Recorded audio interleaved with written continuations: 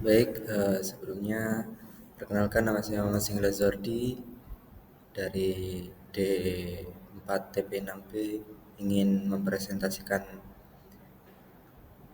pada matkul metode penelitian terkait pengaruh tekanan internal terhadap hasil pembengkokan pipa baja dengan pendekatan finite element method. Selanjutnya yakni topik pembahasan yang akan saya bahas yakni ada latar belakang, studi literatur, permasalahan dan penelitian sebelumnya, rumusan masalah, dan yang terakhir metode penelitian. Lalu selanjutnya yang dibahas pada latar belakang yakni keandalan sumber pipaan sangat penting dalam industri minyak dan gas, terutama pada transmisi yang membawa minyak mentah dalam volume besar dan tekanan tinggi. Salah satu kejadian besar yang menyoroti pentingnya integritas pipa adalah insiden kebocoran Keystone Pipeline pada Desember 2022 di Kansas, Amerika Serikat. Kebocoran ini menyebabkan lebih dari 543.000 galon minyak mentah tumpah ke lingkungan dan tercatat sebagai salah satu tumpahan minyak terbesar di daratan Amerika Serikat. Dalam 10 tahun terakhir, CNN 2023 investigasi yang dilakukan oleh perusahaan operator TC Energy mengungkapkan bahwa penyebab utama kegagalan adalah tegangan lentur bending stress yang terjadi pada segmen pipa melengkung dikombinasikan dengan cacat pada sambungan las. Dan dalam laporan resminya, TC Energy menyatakan bahwa the rupture was caused by a combination of bending stress on the pipe and the pre-existing weld flow incurred weld on a manufacturer elbow fitting. Dikutip oleh UPI 2023. Lebih lanjut, Badan Pengatur Pipa Amerika Serikat (PHMSA) menyebutkan bahwa retakan ini kemungkinan besar telah berkembang secara perlahan melalui proses fatigue yang tidak terdeteksi sebelum akhirnya menyebabkan pecahnya pipa secara tiba-tiba.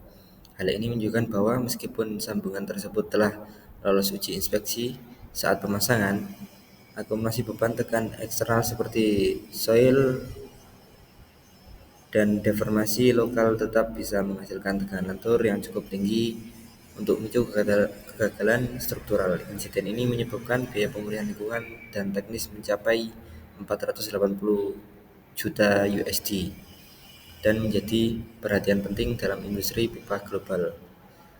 Lalu selanjutnya yakni ada studi literatur yang sudah dirangkum pada tabel, dapat dilihat pada slide layar. Lalu selanjutnya juga ada tabel studi literatur lanjutan,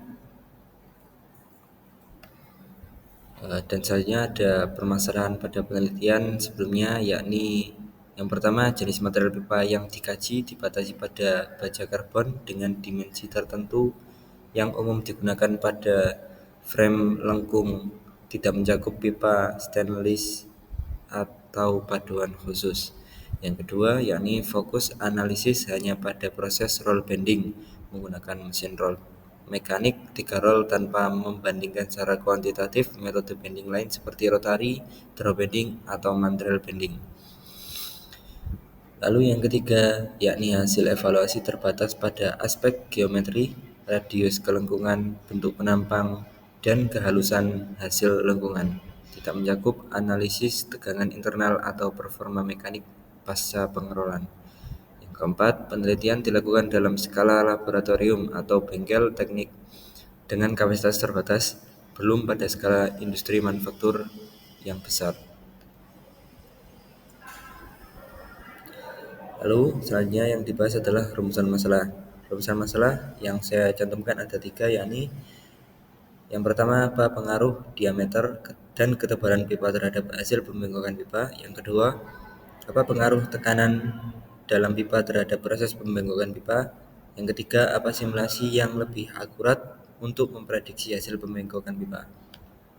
Lalu untuk metode penelitian, diwakilkan oleh diagram alir yang sudah saya buat. Yang pertama yakni mulai kita mengidentifikasi masalah, lalu dilanjutkan dengan studi literatur, dan dilanjutkan dengan pengumpulan data, lalu ada persiapan alat dan bahan, dan dilanjutkan simulasi pengujian bending, pengukuran hasil roll bending, lalu ditelaah dengan metode finite element method, lalu diolah data metode elemen method yang menghasilkan kesimpulan dan saran untuk penelitian selanjutnya.